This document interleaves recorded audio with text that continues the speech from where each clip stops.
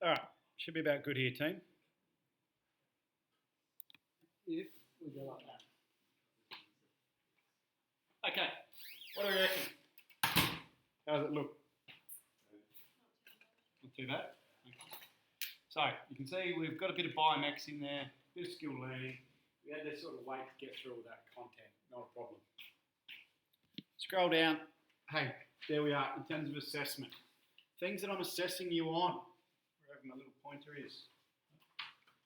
CAE 4, which is what? Yeah, which is what?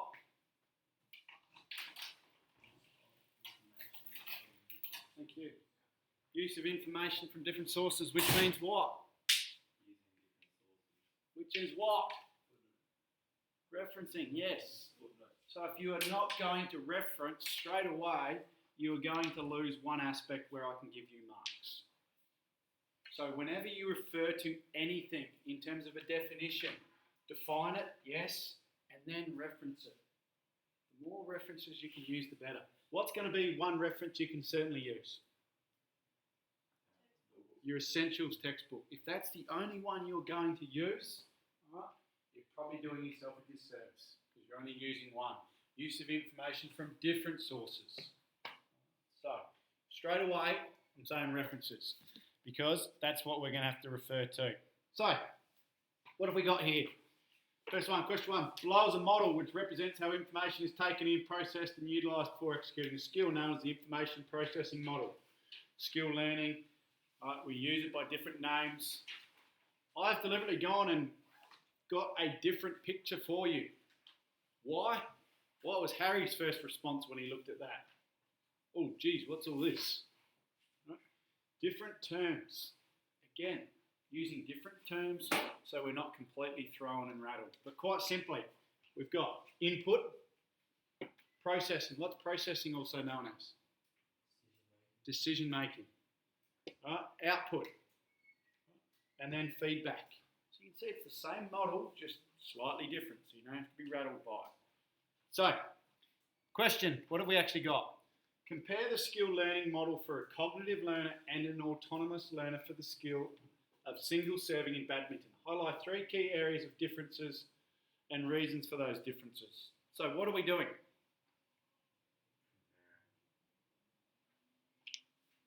There's one. Comparing. Yep. Comparing what?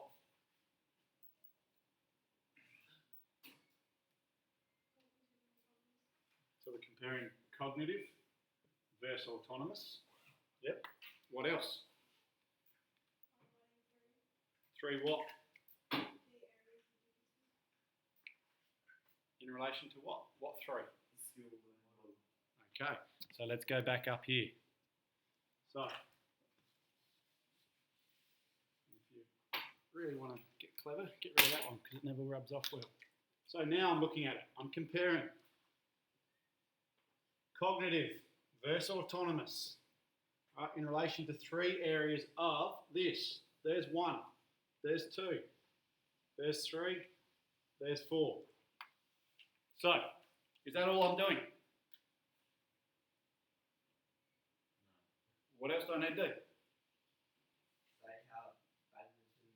Okay. Serving.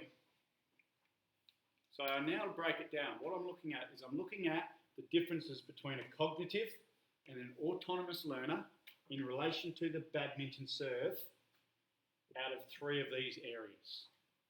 So let's unpack it a little bit. Input. What do we think is going to be the difference between a cognitive and an autonomous learner when it comes to input?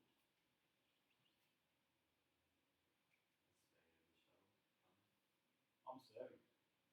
I could be serving or I could be receiving. So it could be, the speed of the shuttle. What other input is going to be different between cognitive and autonomous?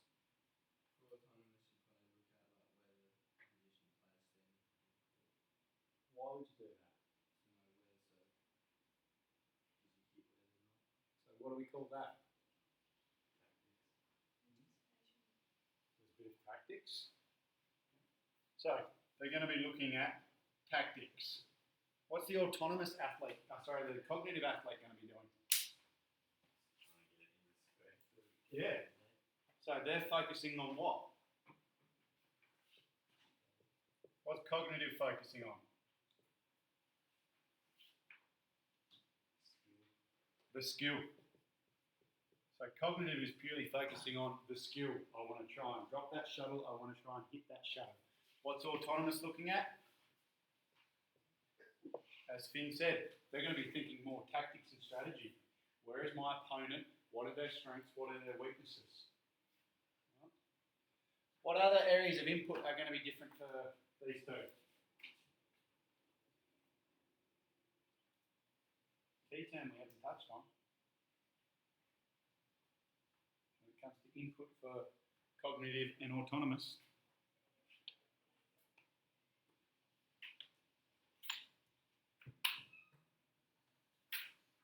What is it? Cues. About those cues. The cognitive learner letting more irrelevant cues. Why?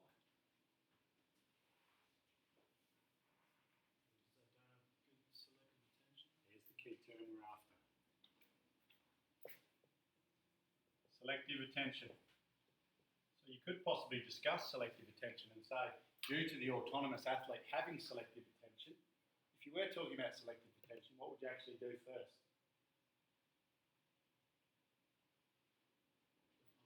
Thank you, Cooper. Define it. And the moment you define anything, what do? So you could define it, you could reference it, and then say they've got selective attention. They'll let in less irrelevant cues. So you could talk about that. All right, let's move along. Processing. What's going to be the difference when it comes to processing between these two?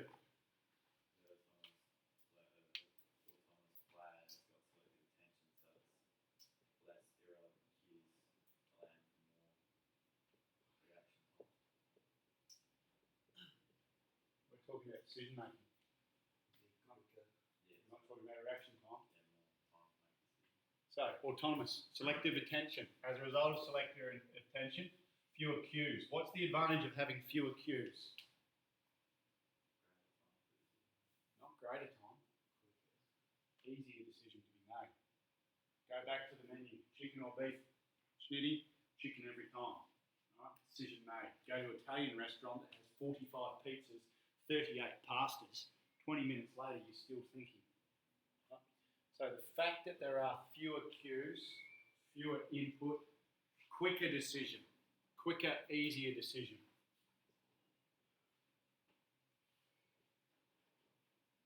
As opposed to, what's the cognitive do? What's cognitive do?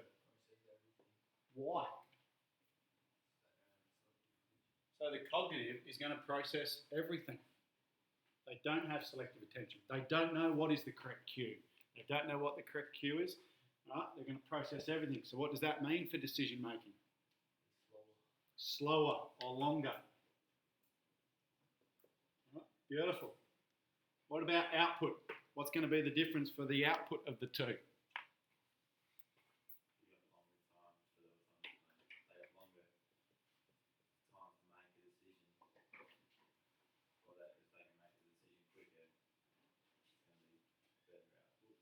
Why?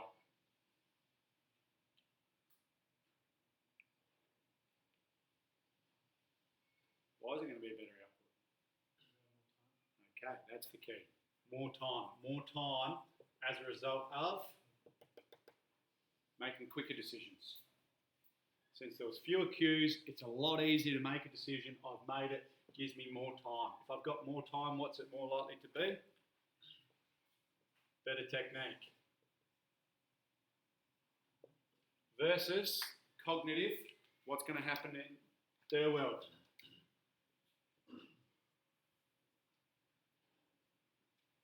What's going to happen in the cognitive world?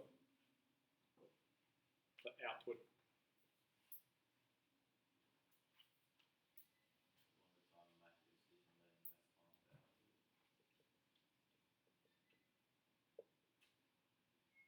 Less time for output. less time for output as a result of having to process more cues. Process more cues, less time. What does that mean for technique or skill? Reduced, yes. Might be rushed. So I'm unpacking all of this because I don't know which way you want to go with yours. And feedback. What's happening in the feedback world in terms of autonomous or cognitive?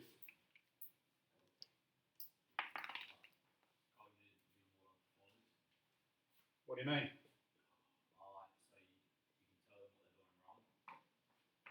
I can. What do I need to do? This is the athlete. Nothing to do with me.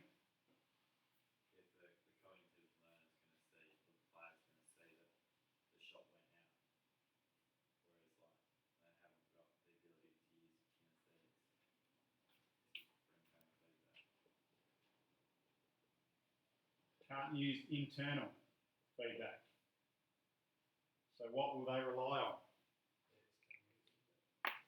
External. External what? Don't say feedback. What type?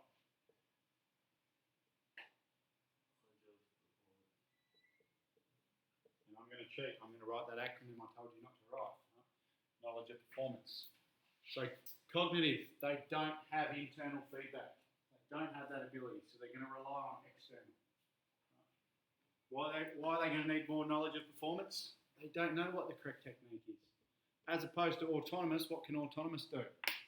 They can use internal feedback. They have kinesthetics. They know what the correct technique is. So, have I now got that question done? Compare. Well, I've done that everywhere along. Skill learning model for cognitive and autonomous. I've done that everywhere. Badminton single serve. Have I referred to the serve there at any point? Not really. Right, but that's what you need to do in the question. I'm not going to do the whole thing for you. I'm just trying to make it a bit easier for you. All right. Highlight 3 key areas. So in other words, pick 3, whichever 3 you want to do, and talk about that. Make sense? Do you want me to go through it all in this much detail, or just want me to skip over it? No? Well, you look completely bored there, Harry. Oh, okay. So, let's go up a little bit. Anticipation. Anticipation can be defined as an educated guess based on relevant cues, okay, with reference to the information processing model. So in other words, what do I have to do? I've got to refer to that table at the top of the page there, the information processing model. And correct use of skill learning terminology, explain how correct anticipation can benefit a badminton player when returning a serve. So what's the advantage of anticipation? I can choose what's going to happen. I can predict what's going to happen. Yep. Okay. What's the advantage of it? Reduces input. In what way?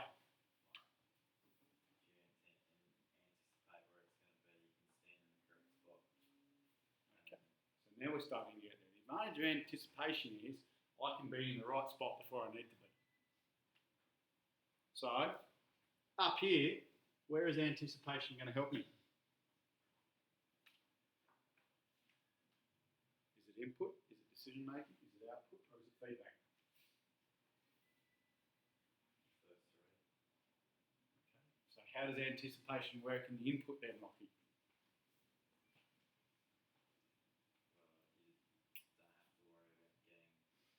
You don't have to worry about getting to the right spot when the shuttle is already there. You're there. Where does that fit into input?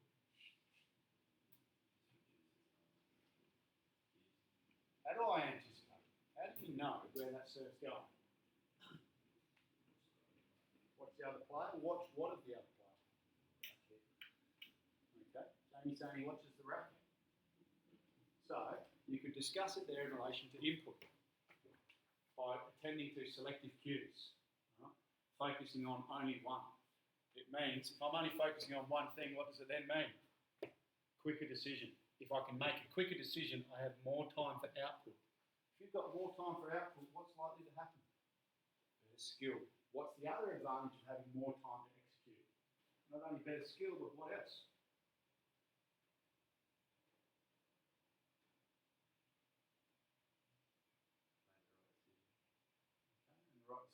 involve what? Strategy. So rather than just focusing on executing the skill, maybe I can also focus on applying tactics or strategy. So anticipation, finder's best guess, okay. Correct use. How correct use of anticipation can benefit a player when returning the serve. So what's the benefit of me anticipating? I'll be in the correct position. I'm in the correct position, all right, before the shuttle gets there. I've got more time to execute a shot, more time to apply strategy. All right? So that could be, as said, in the input, could be in the decision making by anticipating, tending to selective cues, quicker, more time. All right? Does that answer that one sort of in a roundabout way? Any questions about question one? Otherwise, question two. We might zoom out a little bit here. Diagram of two rallies between two different types of players. Cognitive up the top, elite down the bottom. So, how these rallies actually work in terms of, it's just back and forth. So let's say that's shot one, it gets hit to there, that gets hit to shot two, that gets hit to there, that gets hit to shot three, and then the rally finishes. Make sense? So down the bottom, it gets messy. All right. Excuse me for blocking the view completely. We start with what? Number one, somewhere in there. Number one goes to there. Number two is in the back corner. Right? So I'm going to hit it to there. From number two, it's an overhead drop shot probably. That's going towards number three, which is a cross-court drop shot. That's an underarm clear down the line. So you can see how the rally gets played out. No worries. What's the damn question, driver? Okay. With reference to data displayed above, what do you need to do? Refer to it. So how do you refer to that data? Shot numbers. And also? Okay. Rally 1 or rally 2? Play A, play B, or shot 2 to shot 4, whatever it might be. With reference to the data displayed above, identify 3 characteristics. So we need 3 with reference. Refer. Shot numbers. Refer. Rally number. 3 characteristics displayed in elite performers. What are the characteristics of elite performers? Help me out, need an answer.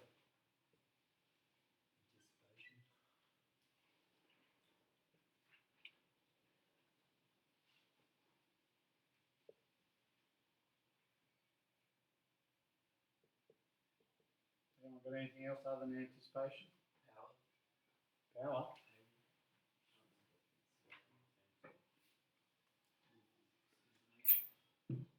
Help me out. Open your essentials bit. Open your essentials bit.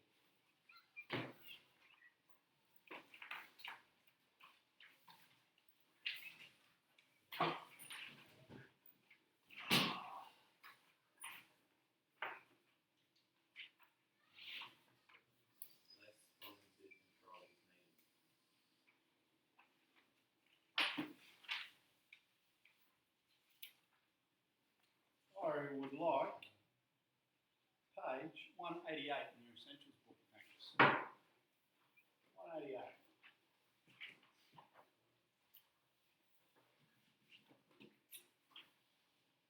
Don't have one? What's on 188?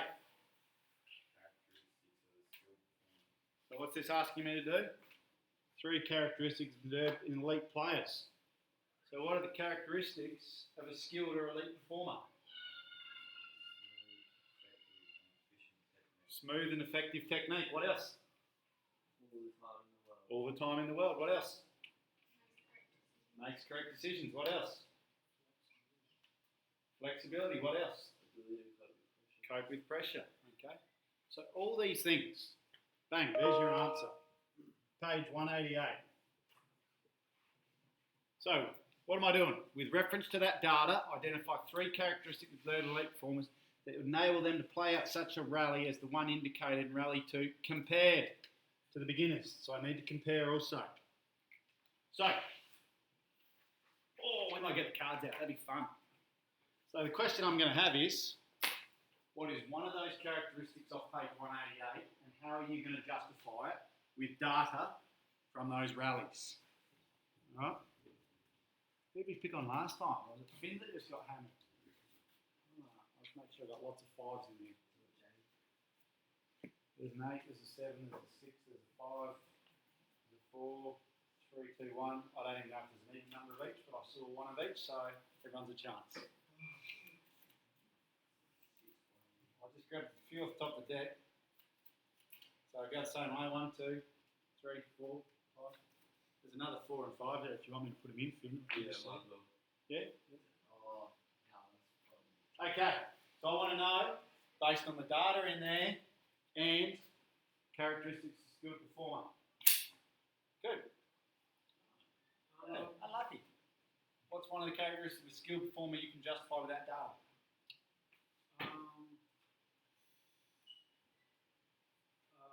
All the time in the world. Based on what? Actually, no, I'm going to say smooth and effective technique. Based on what? Hitting it where they're not, being able to. Okay. Smooth and effective technique. Hitting it where they're not. Do those two go together? What is hitting it where they're not? Which is what? Page 188. Justified on page 188. Hitting it where they're not is what? Correct decision. Make correct decisions. So hitting it where they're not and making correct decisions. Okay. Let's have a look at this. If 2's back here, next shot goes, where am I? Into here somewhere, wasn't it? And then that gets hit across to 3. Is that an example of hitting it where they're not? That shot has gone to there. The next shot has gone to there. So what does athlete B have to do? From back corner to front corner. So is that an example of making correct decisions by athlete A? Yes. All right. Now, what's something else on page 188 I could use with that exact same example? Harry, there you are. If you didn't have your hood on, you would be a star student. Okay. So we could then say that exact same example, athlete B has used anticipation. How do I know they've used anticipation? How do I know they've made the shot? Okay, the rally continues on. So you can see with that, I've basically done 2/3 of the question. Is there anything else I need to do? What? Compare to the cognitive. So what's an example of these guys or girls not making good decisions? Okay, they've hit it straight back to each other every time. Okay, that's what we're here for, mate. Just stroke your ego. Okay. I think the photo on the Country Times did that well enough, didn't it? Didn't see it? So that's an example of poor decision. What's an example of them not using anticipation?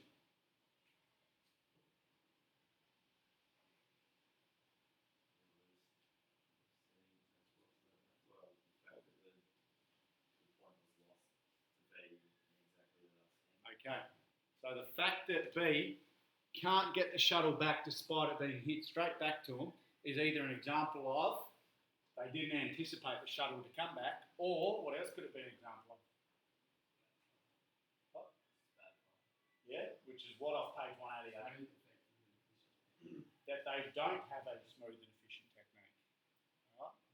So I could use smooth and efficient technique based on overhead drop shots, net shots. I could use that as good decision making. I could use that as anticipation. I could use 2 shots and almost have the whole question done. And then what do I need to do?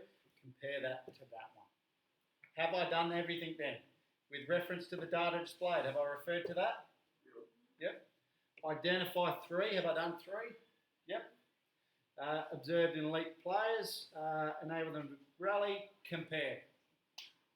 How am I going? Question done. All right. 3. Oh, geez, surely we've seen something like this before. Badminton at the elite level is a game that requires both aerobic and anaerobic movements. Refer to the data in the table. What do you need to do? Use numbers. All right. So, refer to the data in the table which contains information on athlete's performance in the game. All right, we don't need to go through all of them, but shuttlecock being smashed at 200 Ks, games average 350 plus changes in direction, so on, so on, so on. So, we'll get the cards out in a minute. Using the data in the table, identify and explain 3 possible causes of fatigue that the elite players need to be aware of during a game. First question. And I love this assignment because it becomes a great little revision session as well. What are the causes of fatigue? What actually stops us from exercising or competing? Oh, bang.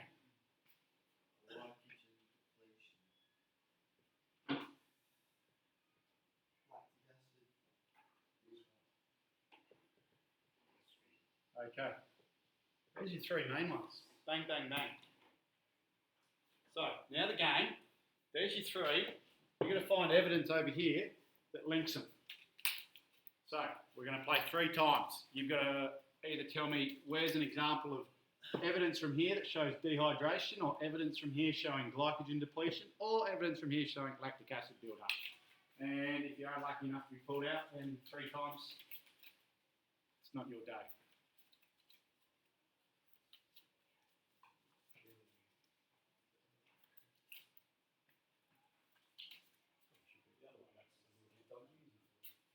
Got the answers, I'd be lucky.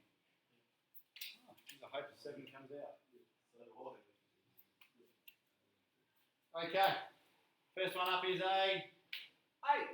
Webby, take your pick. Which one are you going to tackle? Dehydration, glycogen, or lactic acid build-up? And which one are you going to tell me is the answer?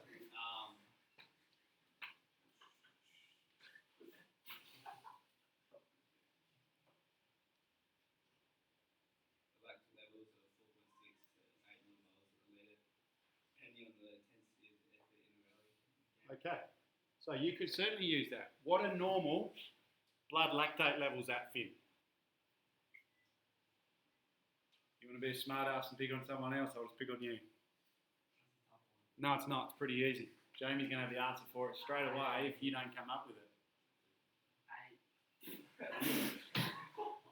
4 millimoles. 4 millimoles is a far better answer. Right? 4 millimoles where lactic acid is building up greater than can be removed. So the fact that we've got 4.6 to 8 millimoles suggests lactic acid has built up. Did anyone have a different example for lactic acid?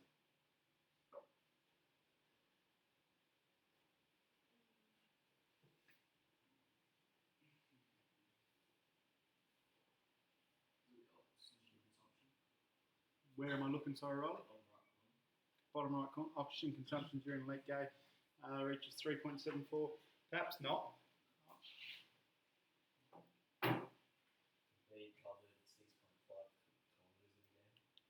Possibly you could use that. Is it high intensity movement or low intensity? Based on what?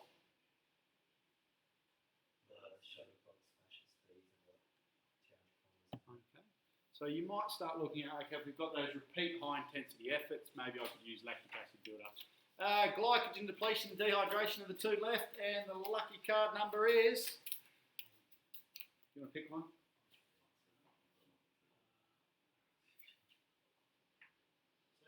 7. Lucky. Lucky. 1, 2, 3, 4, 5, 6, 7. Oh, there you go. Webby. Riley. Whose head teacher can't count? Riley, what do you got for me?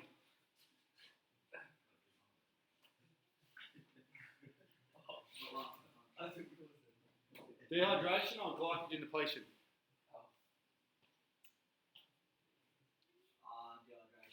Yeah, what are we going with? Games average 1 hour and 15 minutes. Okay, wherever it is, there it is. And by then, you probably would have hit dehydration. Okay, so what's the fluid intake suggestion in terms of mils minutes? 15s by 15s. So 150 mils every 15 minutes. Dehydration starts to occur after, excuse me, right now. At what point? How long? Hour is generally the word. Alright, so if we're going belong an hour, we're going to start to need it. We're going to be benefiting if we consume fluid before that hour? Yes, we are. Think game netball goes for an hour. Are you going to benefit from having fluid? Absolutely you will. Could you get through a game without it? Probably. Alright. So, dehydration, games average 1 hour and 16 minutes in one Olympic study. We could use that. What is something else we could possibly use to justify dehydration?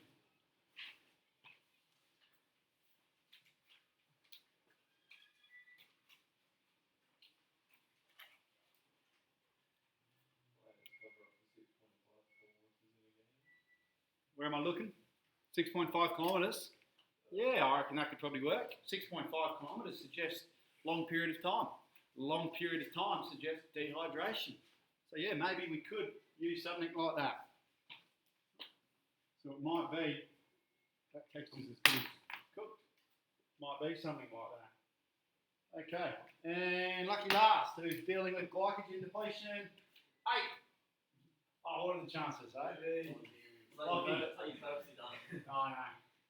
Well, I didn't mean to stitch up Webby, so. How about Australia? It's a trifecta, was it? Glycogen depletion could be the 6.5 kilometres in a game. Players cover 6.5 kilometres in a game. Okay. Can we use that? When do we use glycogen as a fuel source? Not maximum, but high intensity. So does that 6.7 kilometres, does that tell us if it's high intensity or not? So if we're jogging, what would we use as a fuel source? That's the system. What fuel source? Fat. Alright? So if we're burning fat, we might not have glycogen depletion. So what we're actually looking at is trying to prove that this is a high intensity as well as long duration. So, go again, Lockie. What's something that can show it's high intensity?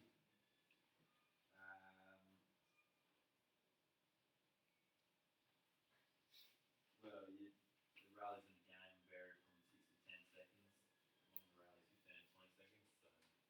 Okay, we could start to use something like that. What else might we use? Do we have to use one piece of data?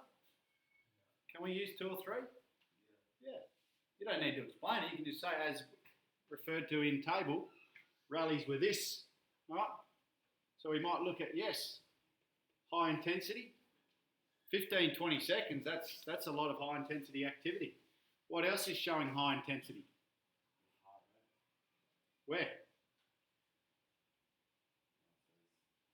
Max heart rate of 190 beats per minute. Okay. Showing they're elite players, they're probably not going to be any older than 30. So, you can probably say, make that assumption. Chances are, being an elite player, they would be, even if we'd say 20 years of age, max heart rate's going to be 200. Is 190 going to be above that 85%? Yeah. Right, so you can put that in there. So we're starting to go, hang on, that's showing high intensity. By showing high intensity, we're going to need glycogen more as a fuel source. Okay? So I've answered that question. Using the data, identify and explain 3 possible causes of fatigue. So I've got to explain how these will cause that. The length, the duration will cause dehydration because as we exercise, we sweat.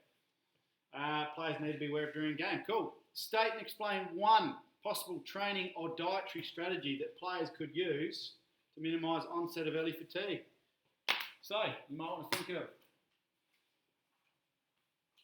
dietary or a training strategy that would reduce these? Because the cards are coming out again. Might throw a couple extra 8s in there. Or at least throw a couple of 9s in, hey Webby? How many do you want? 1, 2? I'll throw a 4 in just to stitch up, Jamie. So, I want either a training or a dietary strategy that is going to reduce those.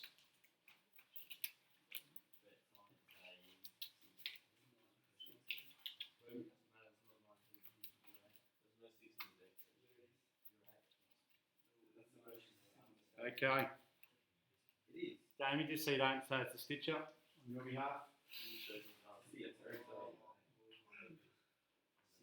6. Harry, can you tell me a training or a dietary strategy? Oh, that's just rude.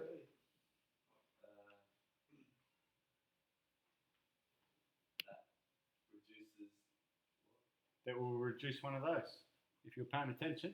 Yeah, I don't really know any training or dietary. You better come up with an answer pretty quick then. State and explain 1 training or dietary strategy players could use to minimise the early onset of fatigue. So, what's a training or a dietary strategy that could reduce dehydration, could reduce glycogen depletion? Tapering. What's tapering? Like before you got like a big match come up, you taper off so like you're not fatigued going into the match. Read the question. What's tapering?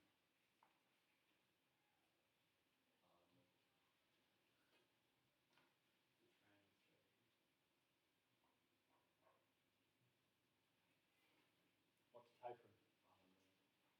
Lockie's right. It's a training strategy. Read the question. You're not just saying, oh, we're going to do tapering. Why are we going to do? Tell me, are you doing a training strategy or a dietary? You've got to define. Am I doing training or dietary? So you're only picking one. So if you're doing tapering, sure, state and explain. So what do you need to do? What do you need to do? Okay, which would include what? Cooper? And? So, you're going to pick one. Okay, that's a training. I'll still leave training strategy open if you'd like. Or if you want to go with a dietary, let's go with a couple other examples. You went blue, didn't you, Jamie? I'll go red. 6.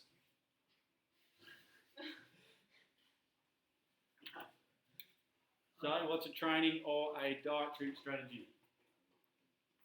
Drink a lot of water. Okay, so what's that? Dietary.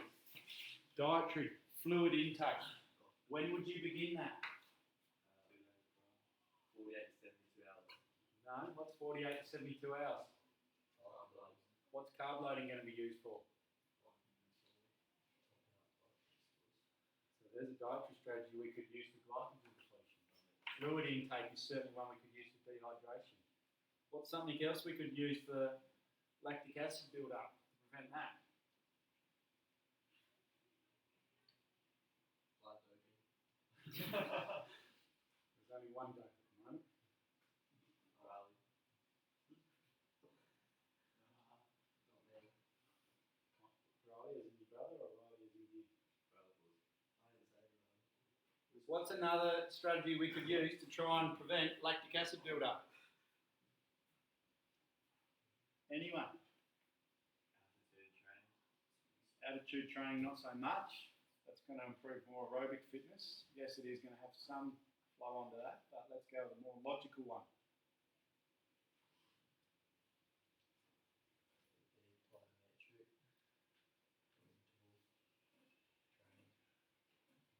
Not so much.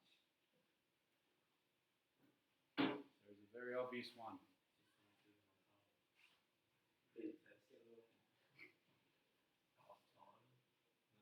When does this occur?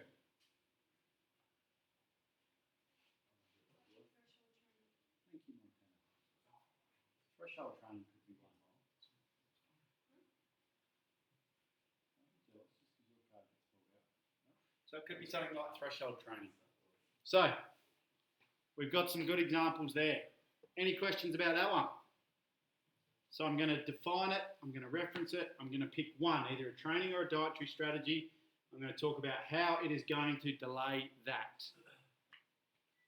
Otherwise, question 4, and our lucky last. Elite badminton players often described as having smooth and efficient technique. Use ICT images to highlight 3 biomechanical principles used by a badminton player and explain how that would lead to performance in a match. So what do we need to do? What are ICT images? Information computer technology. Okay, so what do we need to do? And get pictures of Badminton players with what sort of badminton players? elite with biochemical. Biomechanical. Biomechanical. 3. We need to have 3 biomechanical principles. So this is just recent. What's our biomechanical principles? Angular what?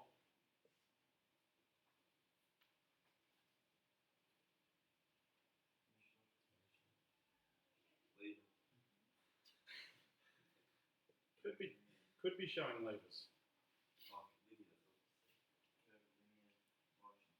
Could be some form of motion, but I'm going to say there are better examples. So we could have levers. What else could we have in terms of biomechanical principles?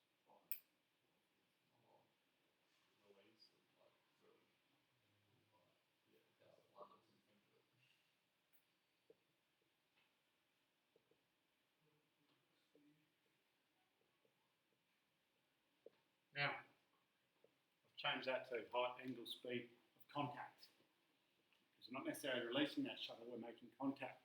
So, let's go back. Biomechanical principles used by a player and explain how it leads to successful performance in a match. How is me hitting the shuttle at its highest point going to lead to performance? I can hit to the back of the court. How is that going to make me a better player? In what regard? Okay, so by hitting it at a higher point, I can hit the shuttle further. Letting something go at a higher point, it goes further. So if I make contact at a higher point, that shuttle will go further, moving my opponent to the back of the court, enabling me to outmaneuver them. So I've linked it back to performance. What are some other biomechanical principles that possibly I could use? I'm going to keep flogging this dead horse because I want us to do some revision. Biomechanical principles that we've looked at in literally the last week or two.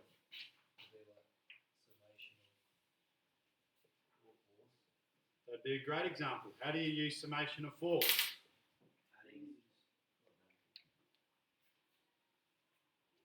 Adding what? You tell me. When do you use summation of force in badminton? Well, not necessarily the overhead drop shot, probably the overhead clear. It's up there. First thing you do is bend those legs. Generate more power. It's absolutely summation of force. How do I show that in a picture though? I could do that. I could have a screenshot of 4, 5, 6 images showing the person slowly bending and then extending up. What's another biomechanical principle I could possibly use? I could possibly look at air resistance, right, in terms of the shuttle. I can't actually control the shuttle in a competition in terms of it's like a footy, it's standard size. So that might not be a good example to use. Levers, I could look at levers. What in regards to levers am I looking at? Okay, so I could look at how do I get a longer lever in badminton? So it might be straight arm. What else could I look at? So classification. Is it a first, second or third? What else could I look at in regards to lever to try and make a longer lever?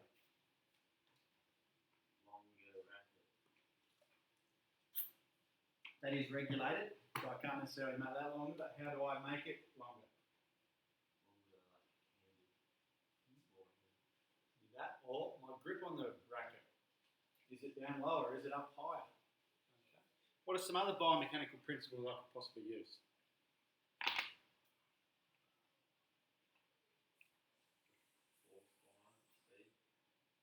Force. Don't know if that's quite what you meant, but force equals mass times acceleration. Maybe I could look at Newton's laws. Can they be applied anywhere? Can I use the law of inertia? Can I use the law of F equals ma? Action, reaction. What are the other things that we spoke about late in that biomechanics topic?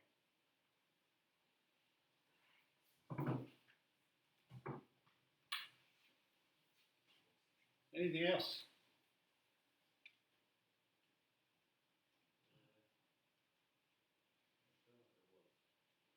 Certainly was.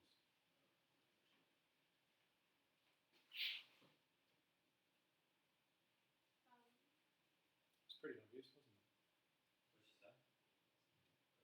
Center of gravity, wide base of support.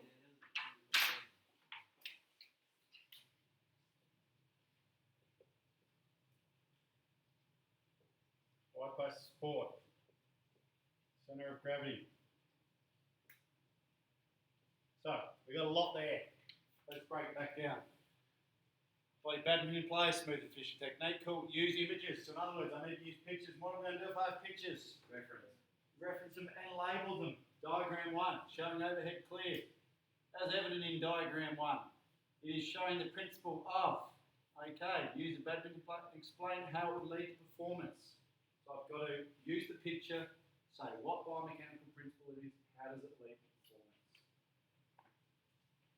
Any questions? Otherwise, that's it in a nutshell.